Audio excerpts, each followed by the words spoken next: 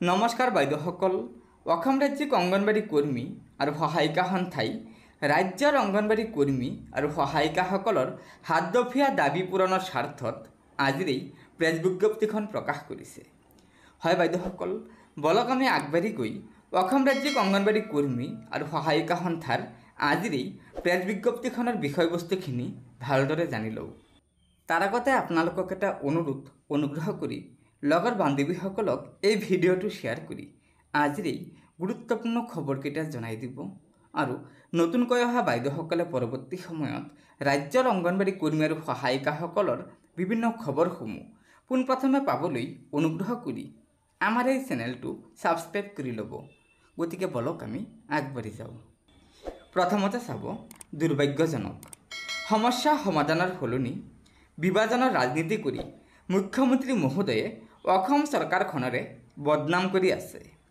সন্থাই উত্থাপন কৰা দাবী মানি ল'লে অসমৰ 1,21,000 মহিলা কৰ্মচাৰী উপকৃত হ'ব আৰু ICDSৰ দৰে এখন চৰকাৰী আঁচনিৰ উৎসাহজনক ৰূপায়ণ ত্বৰান্বিত হ'ব।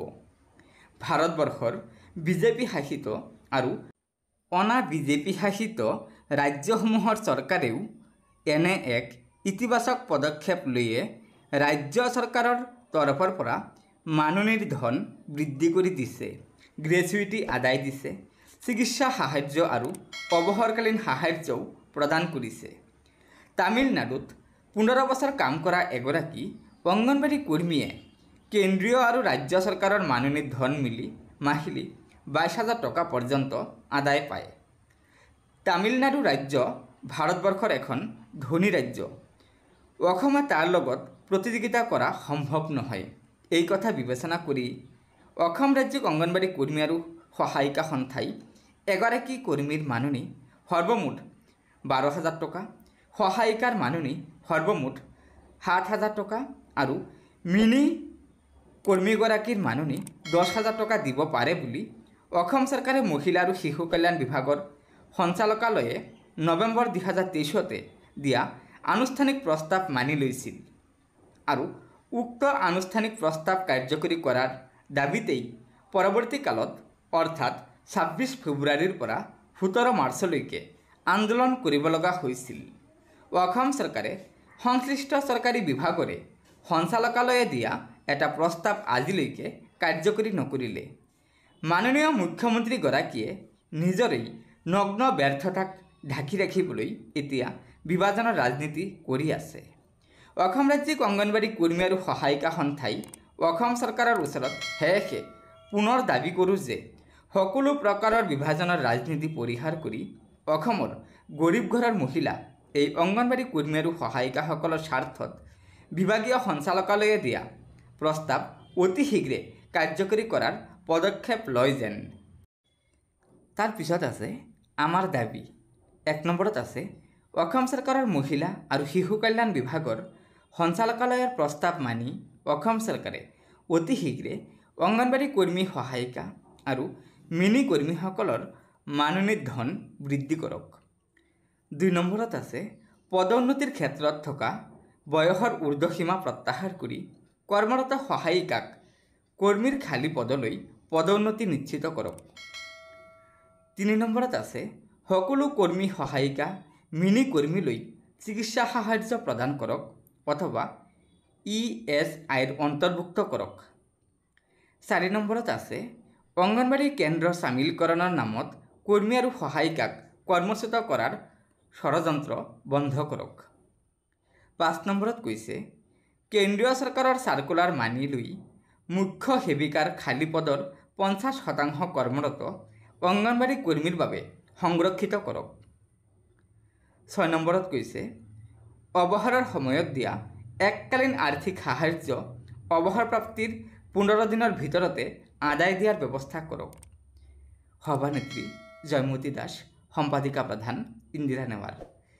গতিকে বাইদেউসকল, আপোনালোকে নিশ্চয় জানিব পাৰিলে যে অসম ৰাজ্যিক অংগনবাড়ী কৰ্মী সহায়িকা সন্থাই ৰাজ্যৰ অংগনবাড়ী কৰ্মী আৰু সহায়িকাসকলৰ হাতদফীয়া দাবী পূৰণৰ স্বাৰ্থত আজিৰেই প্ৰেছ বিজ্ঞপ্তিখন প্ৰকাশ কৰিছে। তেখেতসকলে জনাইছে যে অসম চৰকাৰে বৰ্তমান সময়ত ৰাজ্যৰ অংগনবাড়ী কৰ্মী আৰু সহায়িকাসকলৰ মাজত যি বিভাজনৰ ৰাজনীতি কৰিবলৈ আৰম্ভ কৰিছে সেই বিভাজনমুখী ৰাজনীতি বন্ধ কৰি ৰাজ্যৰ অংগনবাড়ী কৰ্মী আৰু সহায়িকাসকলৰ মাননি বৃদ্ধি কৰিব লাগে। ভাৰতৰ বহু বিজেপি শাসিত ৰাজ্য আৰু অনা বিজেপি শাসিত ৰাজ্য চৰকাৰসমূহে ৰাজ্যৰ অংগনবাড়ী কৰ্মী আৰু সহায়িকাসকলৰ দৰমহা বৃদ্ধি কৰিছে, লগতে চিকিৎসা আঁচনিৰো সুবিধা দিছে।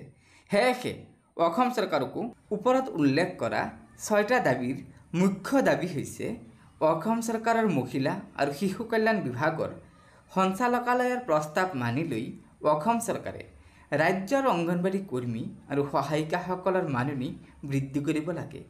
সেই মাননিৰ ক্ৰম হৈছে অংগনবাড়ী কৰ্মীসকলৰ মাননি 12,000 টকালৈকে বৃদ্ধি কৰিব লাগে, সহায়িকাসকলৰ মাননি 7,000 টকালৈকে বৃদ্ধি কৰিব লাগে আৰু মিনি কৰ্মীসকলৰ মাননি 10,000 টকালৈকে বৃদ্ধি কৰিব লাগে।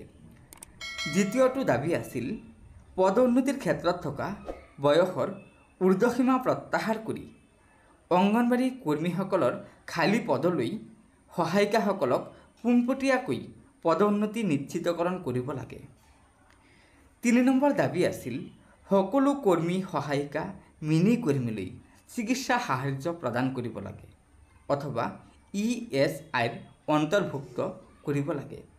ভাৰতৰ অন্যান্য ৰাজ্যসমূহৰ ৰাজ্য চৰকাৰসমূহে যেনেদৰে তেওঁলোকৰ ৰাজ্যৰ অংগনবাড়ী কৰ্মী তথা আঁচনিভুক্ত কৰ্মীসকলক চিকিৎসা আঁচনিৰ সুবিধা দিয়ে, ঠিক তেনেদৰে আমাৰ ৰাজ্যৰো অংগনবাড়ী কৰ্মী সহায়িকা আৰু মিনি কৰ্মীসকলক চিকিৎসা আঁচনিৰ সুবিধা দিয়াৰ বাবে দাবী জনাইছে।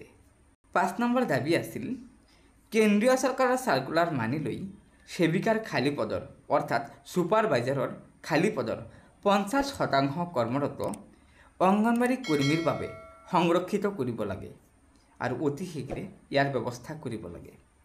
আৰু 6 নম্বৰ দাবীটো হৈছে যিহেতু অসম চৰকাৰে ৰাজ্যৰ অংগনবাড়ী কৰ্মী আৰু সহায়িকাসকলক গ্ৰেচুইটি দি আছে, সেয়েহে অৱসৰৰ সময়ত দিয়া এই এককালীন আৰ্থিক সাহায্য অৱসৰ প্ৰাপ্তিৰ 15 দিনৰ ভিতৰতে যাতে অংগনবাড়ী কৰ্মী সহায়িকাসকলে লাভ কৰিব পাৰে তাৰ ব্যৱস্থা ৰাজ্য চৰকাৰে কৰিব লাগে। সেয়েহে উপৰোক্ত 6টা দাবী পূৰণ কৰাৰ বাবে অসম ৰাজ্যিক অংগনবাড়ী কৰ্মী আৰু সহায়িকা সন্থাই দাবী জনাইছে।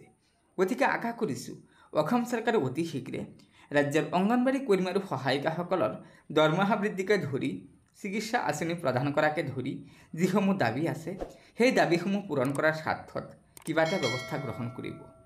গতিকে বাইদেউসকল লগৰ বান্ধৱীসকলক এই ভিডিঅ'টো শ্বেয়াৰ কৰি আজিৰ এই গুৰুত্বপূৰ্ণ খবৰকেইটা জনাই দিব আৰু নতুনকৈ অহা বাইদেউসকলে অনুগ্ৰহ কৰি আমাৰ এই চেনেলটো ছাবস্ক্ৰাইব কৰি ল'ব। ধন্যবাদ।